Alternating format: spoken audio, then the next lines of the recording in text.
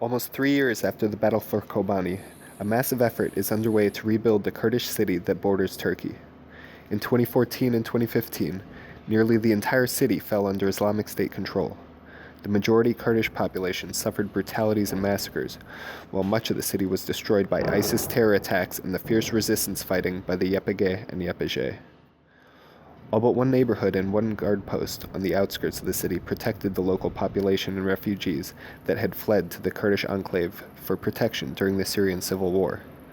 Surrounded on three sides by the Islamic State, resistance forces had to contend with a relentless barrage of light and heavy weapons attacks, improvised artillery, and car bombs. Some of these attacks originated from Turkish soil, as was clearly demonstrated by many of the northernmost buildings showing a majority of their damage on their northern face. Past evidence of vehicle-borne explosives being deployed 1 block from the Turkish border crossing indicate collusion by the Turkish regime with the Islamic State in their common battle against the Kurds, whose homeland spans the borders of Syria, Turkey, Iraq, and Iran. Memorials for the fallen resistance fighters line the streets of Kobane. The sacrifices of the hundreds of Kurds serve as a stark reminder of the importance of the struggle for freedom that the city of Kobane now represents. Widespread rebuilding efforts are taking place to repair the collapsed roofs and walls damaged by the fighting. Large residential apartment buildings are being constructed to encourage the repopulation of the once thriving regional urban center. A special portion of the apartment buildings are being set aside for the families of those who gave their lives to defend the city. In addition, efforts are being made to preserve the historical antiquities of the region that the Islamic State made concerted efforts to destroy. Kurmanji is being taught alongside Arabic in schools that ISIS used not long ago for fundamentalist indoctrination. With the fall of Mosul, Raqqa, and Deir-ez-Zor cities, the Islamic State has been reduced to an ideology without a clear territorial base of operations. The pockets they still hold in Deir-ez-Zor province diminish day by day. Islamic State fighters from Syria, Iraq, and countries around the world offer tough resistance in the few towns they still hold. The most hardened are among them, and they show no signs of giving up the fight until the last have been killed or captured.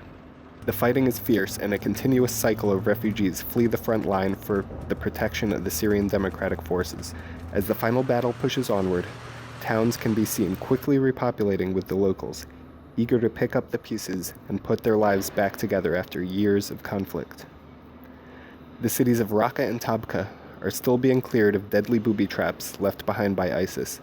This is a painstakingly slow and difficult process of going house to house, discovering and dismantling the homemade explosives. The dangerous situation has led to the recent deaths of British internationalists Jack Holmes and Oliver Hall, who are helping to clear the IEDs. It will take more time before the cities are truly safe enough to begin rebuilding efforts.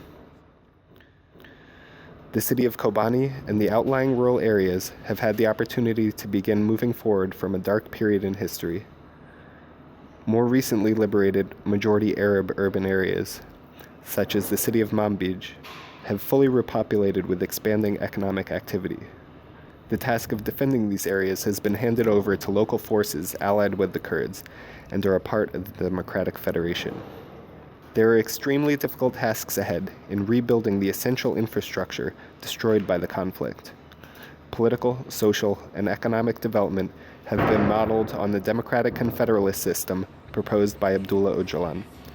The staying power of the Federation may depend on its ability to provide essential services for the population.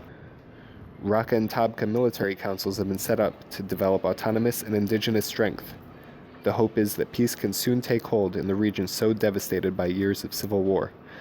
Supporters of the Democratic Confederalist Project believe there is real potential that the multi-ethnic society of northern Syria can become a model for a pluralistic future in the Middle East. We will continue to report from the Democratic Federation in northern Syria, with developments on this war-torn but hopeful region of the Middle East.